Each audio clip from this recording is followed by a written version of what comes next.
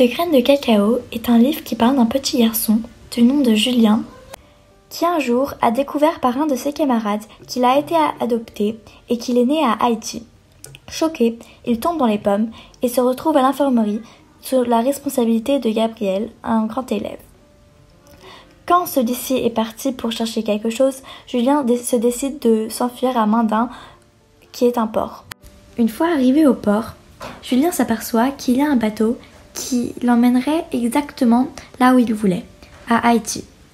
Une fois embarqué dans le bateau, il s'aperçoit que Gabriel l'a suivi, car Julien était sous sa responsabilité. Julien était très en colère contre ses parents adoptifs, car ils ne lui avaient jamais dit la vérité. Et c'est pour cette raison-là qu'il voulait aller à Haïti. Il voulait connaître ses vrais parents et son histoire. Il était également furieux contre Gabriel, qui ne le laissait jamais en paix. Il s'inquiétait toujours pour lui. Lorsque Julien et Gabriel commencèrent à mieux se connaître et à mieux se supporter, il y eut à l'horizon une petite barque qui se rapprochait vers eux.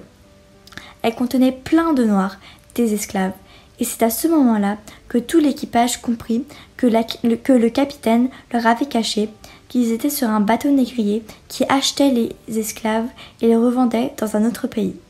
Une fois tous les esclaves embarqués, les deux se firent un ami, Yuen, qui appartenait également à l'équipage et qui venait de Haïti. Comme tous les trois n'aimaient pas acheter des humains et comme ils voulaient aller à Haïti, ils décidèrent de prendre une barque et d'aller à Haïti en ramant. Vont-ils réussir à s'échapper et à retrouver les vrais parents de Julien? C'est à vous de le découvrir. J'ai beaucoup aimé ce livre car il y avait plein d'espoir à l'intérieur, plein d'amitié, plein de fidélité dans laquelle ils se racontaient des secrets entre eux et découvraient même des choses auxquelles ils n'avaient jamais pensé avant. Après, il y avait beaucoup d'émotions. Le livre était surtout facile à comprendre et aussi bien raconté.